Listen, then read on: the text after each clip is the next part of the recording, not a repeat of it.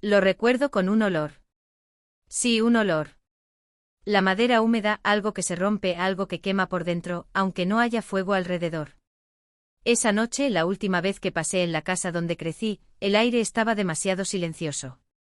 Pamplona siempre era ruidosa, llena de vida, llena de gente que discutía, que hablaba, que tomaba café en las terrazas hasta bien entrada la tarde, pero mi casa era todo lo contrario, un templo de sombras, de expectativas, de miradas que pesaban más que cualquier castigo físico. Mi sacerdote nunca necesita gritar. Su silencio era suficiente para destrozar a cualquiera. Recuerdo que estaba en mi habitación, mirando la carta de aceptación de un curso con el que había soñado toda mi vida. No tenía nada extraordinario, solo una hoja en blanco con mi nombre bien centrado, y una oportunidad que significaba algo para mí. Algo mío. Algo que había logrado con mis propias manos. Pero para papá, todo era una pérdida de tiempo. Tu hermano se encargará del asunto. Tú simplemente no tienes lo necesario. La frase se repetía en mi cabeza como un tambor antiguo. Como si estuviera escrita en mi piel. Todavía me pregunto por qué me dolió tanto esa noche. ¿Por qué, entre tantas pequeñas humillaciones silenciosas, fue esa frase la que me destrozó? Quizás porque fue la primera vez que sentí que papá me había abandonado. O quizás porque me di cuenta de que toda mi vida había estado tratando de demostrar algo a personas que nunca quisieron verlo. Cuando bajé esa noche oí voces bajas provenientes de la sala. Mi hermano Mateo hablaba con papá en voz baja, pero había algo en el aire, algo raro. Me escondí cerca de la puerta, una costumbre que en casas como la mía, las hijas aprenden sin darse cuenta. ¿Estás seguro de que no lo sabe?, preguntó Mateo. No podía saberlo. No hasta que si lo descubre, no lo hará. Nunca fui lo suficientemente fuerte para eso. Se me partió el corazón. No era la primera vez que me hablaban de un problema administrativo, un error en la contabilidad familiar. Pero había algo diferente. Algo que se escondía tras ese no debería saberlo. La casa parecía respirar. Parecía esperar. Sentí un nudo en el estómago. Sentí miedo. Ese miedo que no proviene de amenazas sino de premoniciones. Y entonces lo escuché. La palabra que lo cambió todo. Lo de su origen. Se me enfrió la mano. Solté un pequeño suspiro involuntario y papá levantó la cabeza de inmediato, como si hubiera oído mi pensamiento. Corrí. Corrí antes de que se levantara. Corrí a mi habitación sin aliento, con el corazón latiéndome con fuerza en el pecho. Origen. ¿Qué había de mis orígenes que no supiera? ¿Qué ocultaban? ¿Por qué hablar de ello precisamente esa noche? Intenté convencerme de que quizá era paranoia. Quizá solo estaba cansado, pero algo dentro de mí me decía que esa noche necesitaba salir de allí. Cuando amaneció, seguía despierto. Toda la casa dormía, menos yo y papá, que tenía la inquietante costumbre de pasearse por la casa en plena noche, como si estuviera vigilando fantasmas. O como si temiera que alguno de ellos pudiera escapar. Poco antes de las 3 de la mañana, oí un ruido diferente. Un crujido. Un ruido de madera contra madera. Y luego el olor a humo. Corrí al pasillo. Salía humo de la sala. Pero no era un incendio voraz, no. Era pequeño, controlado, como si alguien hubiera quemado algo con prisa y lo hubiera pisado para apagarlo. Al acercarme vi a papá arrodillado en el suelo, con algo en las manos. Un sobre parcialmente quemado. Y no era un sobre cualquiera. Era idéntico al que había encontrado semanas antes entre los papeles de mi madre, cubierto de polvo, pero que ella nunca quiso explicar. Él levantó la vista. Y vi algo en el que nunca antes había visto: miedo. ¿Qué haces? ¿Despiertas?, preguntó en voz baja pero firme. ¿Qué estás quemando, papá? Dudó. Un segundo. Solo un segundo. Pero fue suficiente. Nada que te concierna. Pero cuando le dio la vuelta al sobre, lo vi. Una carta. Una fecha. Un apellido que no era el nuestro. Se me hizo un nudo en la garganta. No podía preguntar. No podía hablar. Y luego está lo que digo. La frase que destruyó todo lo que se cayó de nuestra relación.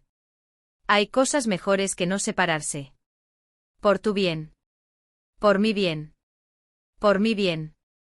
Siempre por mi bien. Sentí un peso en el pecho, un nudo en la garganta, algo cálido subiendo a mis ojos. No lloré. No le di esa satisfacción. Simplemente me di la vuelta. Y en ese preciso instante supe. Tenía que irme de esa casa. No al día siguiente. No cuando estuviera listo. Pero ahora. Ahora. Empaqué solo unas pocas cosas. Llevé mi billetera, mi abrigo, la carta del curso y la llave de una vieja maleta. Cuando estaba a punto de irme, oí pasos detrás de mí. Lentos. Precisos. Reconocibles. Si cruzas esa puerta, no vuelvas. La voz de papá resonó por el pasillo como una antigua advertencia. O como una maldición. Respiré hondo. Y respondí por primera vez con el coraje que siempre me había faltado. No hay vuelta atrás. Porque nunca estuve realmente aquí. Y me fui. Sin mirar atrás. Sin saber a dónde ir. Sin entender por qué quemaron el sobre con mi pasado dentro. Pero con una certeza. Mis orígenes fueron una mentira. Mi vida entera también. Y necesitaba descubrir la verdad, incluso si me destruyera. ¿Qué ocultaba mi padre? ¿Por qué mi nombre estaba vinculado a otro apellido? ¿Por qué Mateo parecía saber más de lo que dejaba entrever? No tenía respuestas. Solo tenía miedo. Es urgente encontrar la verdad, antes de que la verdad me encuentre a mí. Así empezó mi huida. Esa noche. En esa casa. En ese silencio que anunciaba el fin de todo lo que conocía. Si quieres saber qué pasa después, suscríbete al canal y dime desde qué país o ciudad me escuchas. Contribuyes a mantener viva esta historia. Siempre pensé que huir significaba libertad. Pero aquella fría mañana en Pamplona, al salir de casa con una maleta pequeña y el corazón roto, me di cuenta de que huir también significa cargar con cadenas invisibles. No me llevé mucho. Ropa. Mi certificado del curso. Y una fotografía amarillenta que siempre había estado escondida en el fondo de mi cajón, una foto que nunca entendí del todo, pero que me había acompañado desde pequeña, yo con unos 3 años, junto a una mujer que no era mi madre, y que mi padre nunca quiso explicar. Quizás debería haberme dado cuenta de todo antes. Pero en mi casa, las preguntas eran pecado. La curiosidad, debilidad. Y crecí aprendiendo a callar. Llegué a la estación de autobuses poco antes del amanecer. El viento navarro parecía querer arrancarme el abrigo. Temblaba, pero no era solo de frío. Compré el primer billete disponible. Destino, Zaragoza. No tenía un plan. No tenía suficiente dinero. Y francamente no tuve el coraje. Pero había algo nuevo dentro de mí, el comienzo de la rebelión. Una llama pequeña, pero tenaz. Llegué a Zaragoza sobre las 8 de la mañana. La ciudad despertaba lentamente. Se instalaban puestos de fruta, abrían cafeterías, la gente mayor caminaba como si la vida siempre tuviera prisa. Me sentí invisible. Y quizás eso fue lo mejor en ese momento. Con lo poco que tenía, alquilé una habitación barata en una vieja pensión de la calle Predicadores. El lugar olía a humedad y a perfume barato, pero tenía una cama y una ventana que dejaba entrar suficiente luz para que no me sintiera enterrado vivo. La casera, una mujer robusta y de ojos cansados, me recibió con una amabilidad que no esperaba. ¿Vienes sola, hija? Sí, solo necesito un lugar por unos días. Toma, no pidas demasiado. No te preocupes. Nadie hace demasiadas preguntas. Eso sonó tranquilizador. Pero también es peligroso. Pasé los primeros días intentando adaptarme. Vagaba sin rumbo por la ciudad, mirando escaparates, observando a gente que no sabía nada de mí y que, en cierto modo, parecía más cercana que mi propia familia. Necesitaba trabajar. Necesitaba estudiar. Y necesitaba averiguar por qué mi padre quemó ese sobre, y por qué mi nombre parecía no pertenecerme. Pero antes que nada, necesitaba sobrevivir. Conseguí un trabajo temporal en una pequeña cafetería cerca de la Basílica del Pilar. El dueño Andrés era un hombre de unos 50 años, serio, pero con una sonrisa fácil cuando quería parecer amable. Me contrató sin hacerme muchas preguntas. Puedo darte unas horas por las tardes. No es mucho, pero ayuda. Sírveme. De verdad, gracias. Él asintió, pero estudió mi rostro con una intensidad inquietante. Como si hubiera visto un fantasma. O reconocido algo que yo aún desconocía sobre mí. Me encogí de hombros y lo ignoré. Necesitaba el trabajo. No podía permitirme que me engañaran. En la cafetería conocí a Lucía, la camarera más mayor.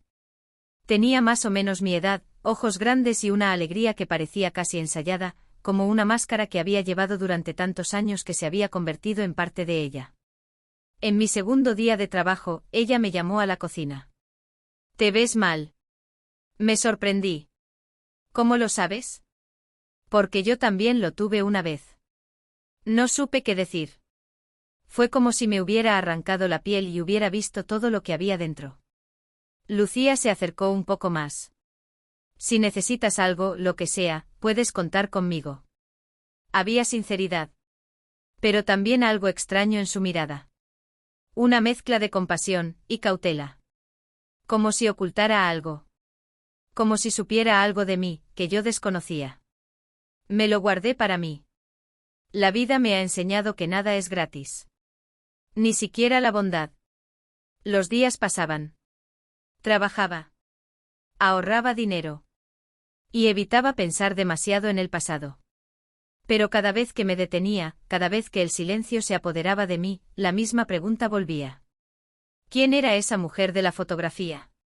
¿Y por qué mi padre ocultaba algo sobre mis orígenes? A veces tenía sueños extraños. Voces femeninas. Susurros. Aroma a lavanda y manos que me abrazaban con ternura. Me despertaba llorando. Sin saber por qué. Una tarde lluviosa, mientras limpiaba las mesas de la cafetería, escuché a Andrés llamarme por mi nombre. Marina, ven un momento. Sí, olvidé mencionar. Marina. Ese era mi nombre. El nombre que siempre sentí que no me pertenecía del todo, pero era el único que tenía. Me acerqué a él, estaba guardando algunas cajas en el almacén. ¿Tienes una carta? Fruncí el ceño. ¿Una carta para mí? Sí. Llegó esta mañana. Sin remitente. Se me heló la sangre. Cogí el sobre con manos temblorosas. Era blanco. Sencillo. Sin sellos elegantes, sin marca, nada. Pero había algo familiar en la letra. Algo que me revolvió el estómago.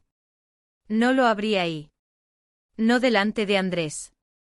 No con el corazón a punto de salirme del pecho. Guardé la carta en el bolsillo de mi abrigo y seguí trabajando con la mente en cámara lenta, intentando controlar el miedo. Cuando por fin llegué a la pensión, subí corriendo las estrechas escaleras. Cerré la puerta de mi habitación con llave.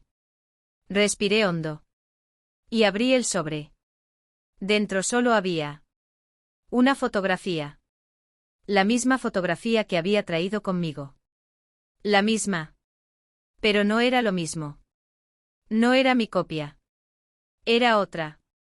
Y detrás había una frase escrita a mano. No te fíes de nadie de Zaragoza. Mi mundo dio vueltas.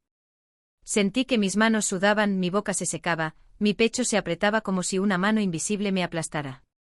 ¿Quién envió eso? ¿Por qué? ¿Cómo sabían que estaba en Zaragoza?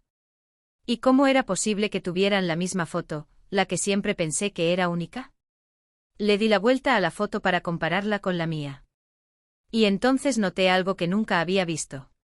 En el borde inferior, bastante descolorido por el tiempo, había un pequeño símbolo. Un sello. Una inicial. La letra R. ¿R para qué? ¿R para quién? Sentí que algo dentro de mí se desmoronaba. Esa fotografía, esa mujer, ese símbolo. Nada de eso fue una coincidencia. Y la frase de no confiar en nadie de Zaragoza era aún peor. Alguien me vigilaba. Alguien sabía de mi huida. Alguien sabía de mis orígenes. ¿Pero quién? ¿Y por qué ahora? Me senté en la cama, agarrando la foto con tanta fuerza que casi rompí el papel. Respiraba entrecortada y desesperada, como si hubiera corrido kilómetros. Y entonces lo oí. Un ruido en el pasillo. Pasos. Lento. Pesado. Parando justo frente a mi puerta. Contuve la respiración. El sonido de un trozo de papel deslizándose debajo de la puerta. Esperé a que los pasos se alejaran. Y con el corazón latiendo con fuerza, recogí el papel del suelo. Era una hoja de papel doblada. Con una sola frase escrita. Ella también vino aquí. Y no sobrevivió. Todo mi cuerpo se estremeció. La foto se me cayó de las manos. Ella. ¿Quién era ella? La mujer de la fotografía. Mi madre biológica. Alguna mujer desconocida relacionada con mi pasado. ¿Cómo es posible que no sobreviviera? Sentí que las paredes de la habitación se cerraban sobre mí. Sentí un miedo antiguo, profundo y ancestral. Y entendí algo muy claro. No estaba a salvo en Zaragoza. Y alguien quería que lo supiera. ¿Pero por qué? ¿Y quién? En el silencio sofocante de aquella pequeña habitación, me di cuenta de que mi escape apenas comenzaba. Que la verdad no era solo un secreto. Era una amenaza. Y necesitaba decidir mi siguiente paso rápidamente. Porque la ciudad que me acogió puede ser la misma que me destruya. ¿Y ahora? Tenía una nueva pregunta. ¿Qué tiene que ver Zaragoza con mis orígenes? ¿Y por qué alguien murió intentándolo? Cuando terminé de leer esa frase, ella también vino aquí.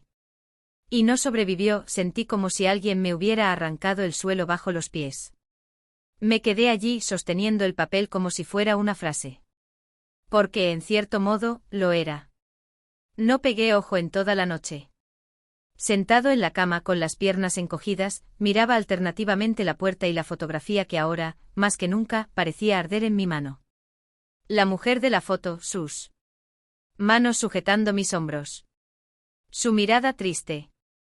Y el sello con la letra R. ¿Quién era ella? ¿Por qué alguien en Zaragoza sabía de mí?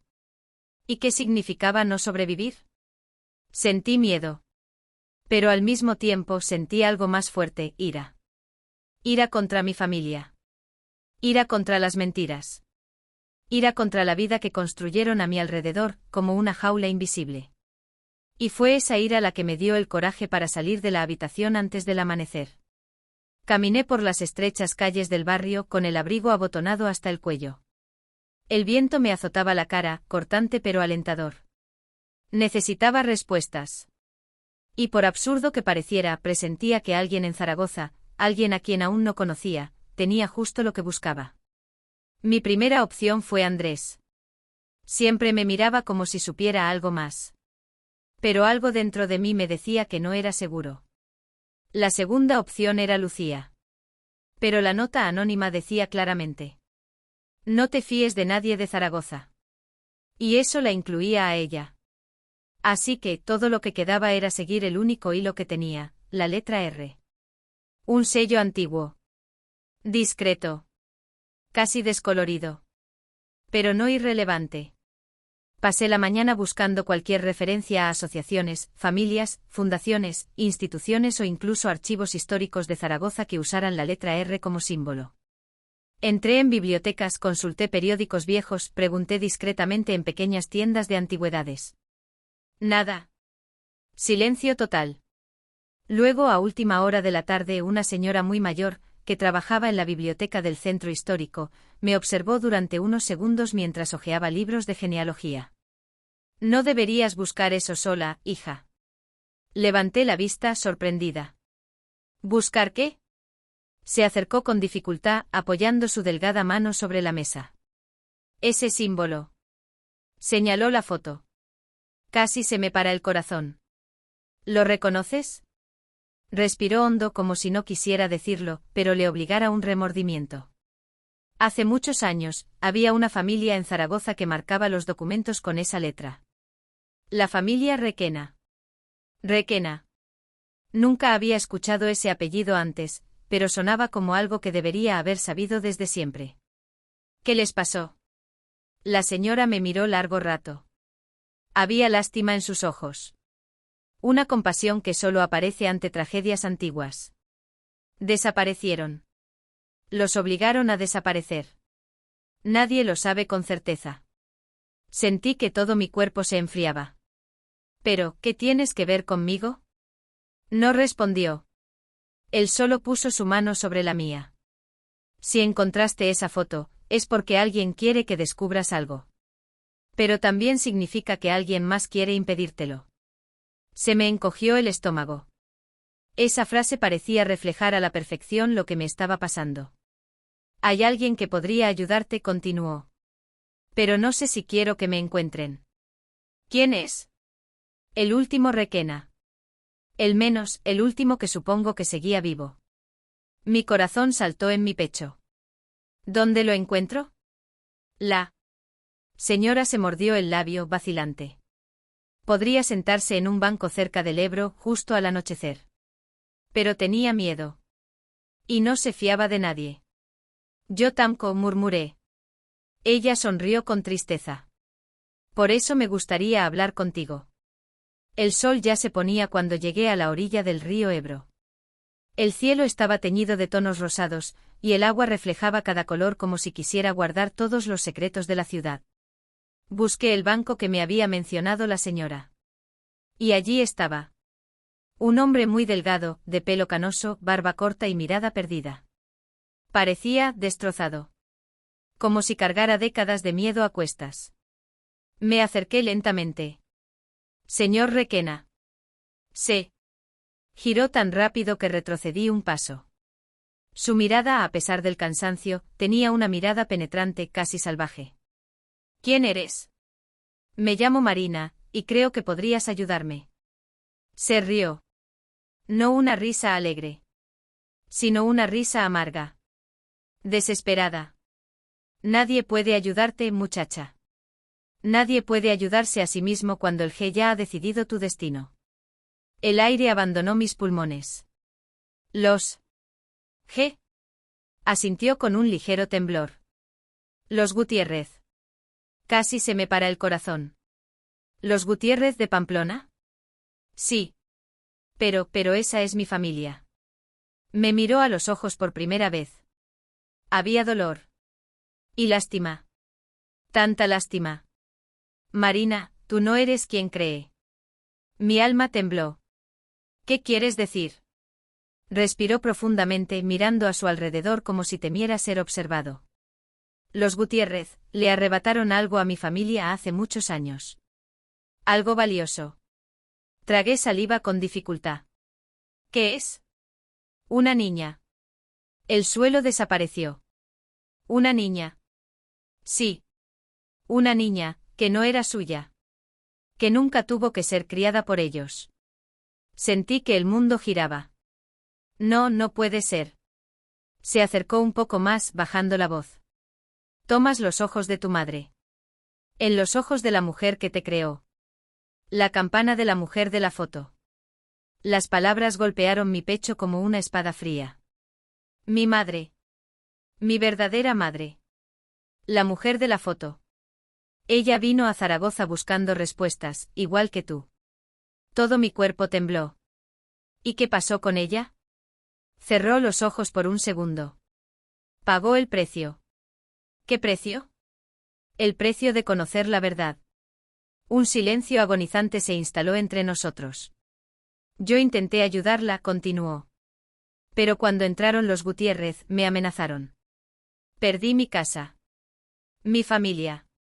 Todo. Un sacrificio. No físico, no violento, sino profundo. Irreversible. Y ahora, vuelve por mí». Miró por encima de mi hombro con auténtico pánico. Instintivamente me giré, pero no vi a nadie. «No deberías haber venido», murmuró. «Te puse en peligro y tú también me pusiste en peligro. Por favor. Necesito saber más. Necesito saber quién soy». Negó con la cabeza desesperadamente. «No puedo. No quiero que termines como ella». Sentí las lágrimas quemándome los ojos. Me criaron con mentiras, respondí con voz temblorosa. Merezco la verdad. Dudó. Durante largos segundos. Y entonces, con manos temblorosas, sacó algo del bolsillo interior de su abrigo. Un sobre pequeño. Desgastado, sellado. Con el mismo sello que la letra R. Casi me desmayo. Ella me dejó. ¿Mi madre? Sí. Te pedí que lo guardaras, y que lo entregaras sola si alguna vez aparecía tu hija. Puse mi mano sobre el sobre, pero no se soltó. Si te doy esto, no hay vuelta hago. No he vuelto desde el momento en que salí de mi casa. Respiró profundamente y finalmente dejó caer el sobre en mis manos. Mi corazón latía tan rápido que me dolía. Una última cosa, Marina. Lo miré. Su mirada estaba llena de miedo. El enemigo que buscas, no está en Zaragoza. Está en tu sangre. Mis dedos se congelaron sobre el sobre. ¿Mi familia? Él simplemente asintió. Y antes de que pudiera preguntar más, se levantó bruscamente y desapareció entre los árboles del parque, como si huyera de algo que estaba a punto de atraparlo. Me quedé allí sola. Con el sobre de mi verdadera madre. Con la revelación de que me habían arrebatado de otra familia. Y con la frase que ahora me martilleaba como una advertencia. El verdadero enemigo. Es alguien de mi familia. El viento soplaba fuerte sacudiendo los árboles y casi arrancándome el sobre de las manos. Y supe en ese instante que la siguiente verdad sería la más dolorosa de todas. La mentira más grande no fue sobre mi apellido. Sino sobre quién, dentro de la familia Gutiérrez. Decidió robar a un niño. Él decidió robarme. No recuerdo el momento exacto en que empecé a cambiar mi relación con la idea de mi madre, pero recuerdo el día que abrí la carta como si fuera hoy. Era una mañana gris en Valencia, en esos días, el mar parecía un espejo opaco y la brisa era salada y húmeda. Pasé la noche con una vela, escuchando el sonido apagado del ascensor del edificio cada vez que subía y bajaba, imaginando que quizá en alguna de esas subidas mi madre aparecería en la puerta, aunque era imposible, aunque ni siquiera estaba más alto. La carta permanecía en mi escritorio todos los días, sin abrirla, mirándome como una verdad que no estaba preparada para afrontar. Pero ese día, algo dentro de mí se rompió. Quizás fue el silencio. Quizás fue la soledad. Quizás fue la necesidad desesperada de sentir que alguien, en algún lugar, había pensado en mí antes de existir. Me siento en el sofá. El papel era grueso o elegante con un sello que nunca había visto. Mis hermanos lloraron como si tuvieran un corazón recién roto. Rompí el sobre. Cuando leí el primer renglón, sentí un golpe seco en el pecho. Si estás leyendo esto, significa que eres alcaldesa de la ciudad, y también significa que hablas como una madre. No sé cuánto tiempo llevo sin respirar. La voz de esa mujer, a quien no conocía, pero que se pasó la vida imaginando, empezó con una culpa que me inundó hasta los ojos. La carta continuaba, cada frase más devastadora que la anterior. No pude llevarme bien contigo. No porque no te quisiera, sino porque no me lo permitían. Ese no me permitió despertó una vieja ira, enterrada bajo todas mis herencias.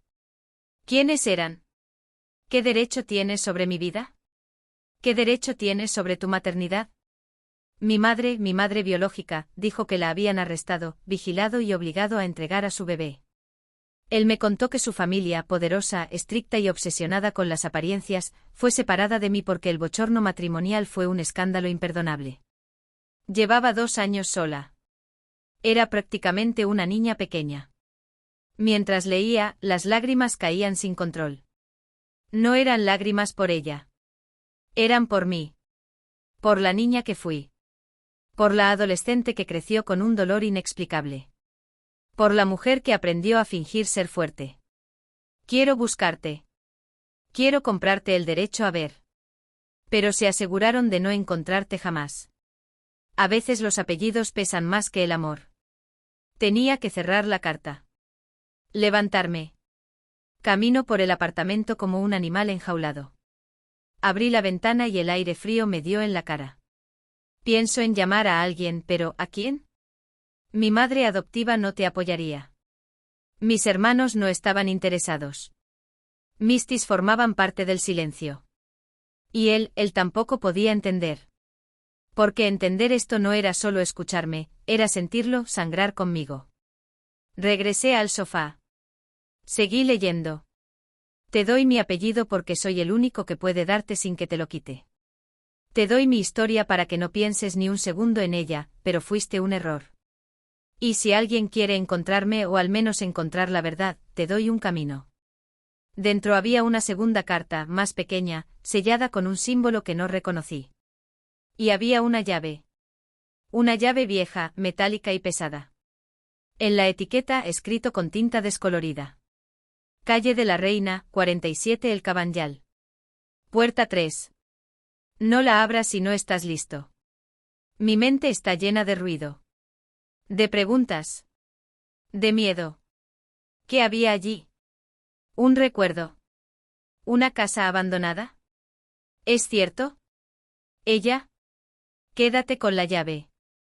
No tuve fuerzas para afrontar nada más ese día. Pero la vida, por alguna misteriosa razón, nunca espera a la persona en la que estás. Por la tarde salí a caminar. Las calles del Cabanyal estaban tranquilas, como si el barrio hubiera estado esperando a que se descubriera un secreto. Me paró en la playa. Mira el mar. Piensa en ella. En tu miedo.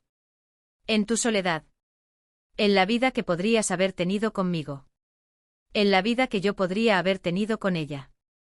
Por un instante la imaginación me abrazó cuando era niña, limpiando mis llantas rayadas, riéndose de mí por llegar tarde, cantándome por la noche. Una vida normal. Una vida que nunca viviste. Entonces algo dentro de mí se quebró de una manera diferente. Sin dolor, una campana de comprensión. Mi madre no me abandonó. Le arrebató una niña de los brazos a una mujer que quería estar conmigo. Una mujer que luchó por mí. Una mujer que siguió luchando. Me sentí en la arena.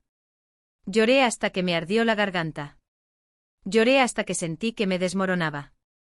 Lloré como si estos años de silencio y preguntas se liberaran con cada soledad. Cuando me calmo, asumo que la clave no se puede almacenar. Supuse que mi vida había cambiado para siempre. Supongamos que no se tratara solo de la esposa de nadie. Supongamos que esta carta fuera el primer elemento de una enorme verdad. Una verdad que me hizo esperar 5 años. Esa noche volví al apartamento y abrí la cartita. No era una carta. Era una nota breve escrita con trazos firmes. No te acerques a la familia Gutiérrez sin saber a qué te enfrentas. Me quedé y ceda. Ese apellido solo apareció una vez en mi vida, y fue en un susurro rápido de una enfermera cuando aún era menor de edad y no tenía por qué escuchar nada relacionado con mi adopción. Gutiérrez. Un apellido poderoso. Un apodo peligroso. Un apellido que por primera vez sentí que me pertenecía. Y entonces lo entendí todo. Mi madre me dejó un rastro. Una advertencia. Tienes una llave. Ese era su abrazo imposible. Su forma de decirme: hija, la verdad existe. Pero no será fácil. Me acostumbré a la llave en la mano, como si fuera un talismán. Dormí poco. Soñé mucho. Al despertar, estás completamente seguro. Pero estaba listo para abrir esa puerta. Incluso lo que los maridos detrás de mí me habían destruido. Pero yo había cambiado para siempre. Porque por primera vez no tuve miedo de saber quién era. La noche anterior dormí abrazada a la llave, como si el frío metal pudiera calmar la temperatura descontrolada de mis pensamientos. Me despertaste antes del amanecer. Las calles aún estaban oscuras, y el silencio del apartamento se sentía demasiado grande, demasiado ajetreado. Prepárate un café que no tendrás que beber. Había algo desnudo en mi garganta que no quería tragar. Sabía que hoy sería el día. No podía seguir posponiéndolo. No podía seguir viviendo entre preguntas. No podía seguir llenándome de respuestas. En el último minuto salí de casa con la llave en el bolsillo y el corazón me latía con fuerza. Camina hasta el Cabanyal siguiendo el camino que recuerdas. Las calles despertaron rápidamente con el olor a sartén nueva saliendo de las panaderías y los vehículos levantando las persianas metálicas. Pero para mí todo el paisaje parecía lejano, opaco, como si hubiera visto la vida tras un grueso cristal. Me detuvo frente al edificio. Era viejo con una fachada desgastada, con pequeños mostradores llenos de plantas que nadie había cuidado recientemente. Subí al tercer piso. Cada paso parecía empujarme hacia un destino inevitable. Al llegar a la puerta 3, sentí el primer temblor de verdad. Quédate ahí. La puerta de madera oscura, con un número oxidado y olor a historia antigua. Traga saliva. Toca la snitch. Respira hondo. No lo abras si no estás listo. Pero nadie está realmente preparado para afrontar su pasado. Y yo había decidido que, aunque me doliera, iba a afrontarlo todo. Toma la llave. Temblaba. Se introduce en la cerradura. Giré. El clic era a menudo un susurro, pero solo dormía como una verdad en mi pecho. Entré. El interior era tranquilo, bañado por una luz tenue que entraba por las ventanas del fondo. Era un apartamento pequeño, antiguo pero acogedor. Ese olor fue lo que más me impactó. No era húmedo, ni moho, ni pulpo. Era un aroma dulce y suave, parecido al jazmín. Algo que me resultaba extraño y familiar a la vez. Caminé lentamente como si en unos instantes pudiera despertar fantasmas. Había fotos en las paredes. Muchas fotos. Algunas en blanco y negro. Otras más recientes. Mujeres de diferentes edades, hombres serios, niños que no se reconocían. Todos tenían algo en común, sus ojos. Mi gente. Me quedé paralizado. Por primera vez en mi vida vi caras que se parecían a la mía. No imaginé cuánto lo necesitaba hasta que tuve que hacerlo. Siempre había sido un tocado sin modelo, un rostro sin línea. Ahora, en estas paredes, había siglos de historia que trajeron mi sonrisa, mi nariz, mis ojos, mi mirada. Me acerqué a un punto de referencia ovalado. Una joven hermosa, de mirada melancólica, con el cabello cubierto. Lea el nombre abajo. Isabel Gutiérrez. Sentí una corriente eléctrica recorrer mi cuerpo. Ese nombre. Ese apellido. Ella. Mi madre. Durante todo el tiempo que estuve allí, observando tu rostro como si quisiera memorizar cada detalle. Sus ojos eran tan parecidos a mis manos que me ardía el pecho. Luego me dijo que había una mesa en el centro de la sala. Encima una gruesa alfombra azul, perfectamente colocada, como si alguien la hubiera dejado allí por cierto. Se acerca a mí con el corazón vacío. Lo abrí. Documentos. Cartas. Fotografías. Historiales médicos. Extractos bancarios. Un mapa familiar. Y un testamento. Está firmado. Cierra recientemente. Demasiado reciente. Mis hermanos empezaron a sudar. Leí el primer día el testamento y sentí que me temblaban las piernas. Isabel Gutiérrez había fallecido hacía 3 meses. 3 meses. 3 malditos meses. Me sentí inmóvil, en shock. Era como si el tiempo fuera demasiado largo en detención. La mujer que murió por mí, que me dejó una clave, una historia, una advertencia, no estaba viva. Se perdió incluso antes de que lo encontrara. Observa que mis labios murmuraron algo sin querer. Un no pequeño, frágil, casi infantil. Déjame caer al suelo. El dolor fue frío al principio. Después caliente, feroz, devastador. No era solo tristeza. Era un duelo. Era rabioso. Era resignación. Era la sensación de haber llegado tarde a mi propia vida.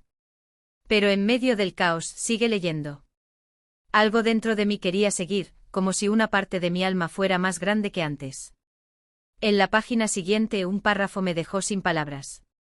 Si no pude encontrarte a tiempo, quiero que sepas que nunca dejaré de buscarte. Tuve que actuar en silencio porque mi familia habría impedido cualquier intento. Te dejo estas pruebas, estos documentos, para que alguien pueda recuperar tu nombre, tu historia y lo que te corresponde por derecho. Mi madre. Mi madre había planeado todo esto. Esta casa. La llave. Los documentos. La verdad. Y la herencia. Porque el testamento era claro, me lo dejó todo. Todo lo que representaban su nombre, su fortuna y su historia. Pero lo que descubrí después fue aún más impactante. Al final de la alfombra había una sola frase escrita a mano. No confíes en Gutiérrez. Mi hermano lo controla todo. Una fría escaldadura me recorrió lo más profundo. Tu hermano. Mi tío. Un hombre poderoso capaz de controlar adopciones, registros, autoridades, capaz de silenciarla. Capaz de separarme de ella. Ahora, tal vez quieras borrar cualquier rastro de esta verdad. Sentí miedo. Miedo de verdad. Miedo del tipo que te paraliza y también te convierte en una fiera. Porque no era solo una historia de abandono. Era una historia de poder. De manipulación. De secretos familiares. De peligro. Y yo estaba en el centro. No supe cuánto tardé en levantarme. Secarme las lágrimas. Respirar hondo. Mirar el apartamento una última vez. Todo allí era ella. Su aroma. Tus libros. Tus plantas están secas. Tu vida está detenida por mucho tiempo. Antes de irme miré tu foto. Toca el cristal. Cierra los ojos. Y dijo, aunque solo fue un susurro. Mamá, gracias. No se lo digas sin más. O por mí. O por la chica que siempre creyó que no merecía ser amada. Salí del apartamento con la alfombra azul presionada contra mi pecho.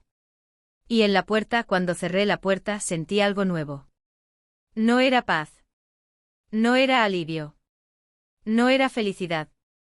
Era determinación. Podría haberme arrebatado la vida. Podrían haberme alejado de ella. Pero no quiero arrebatar mi verdad. No es mi nombre. Ni mi historia. No tengo lugar en el mundo. Bajando las escaleras con una certeza feroz.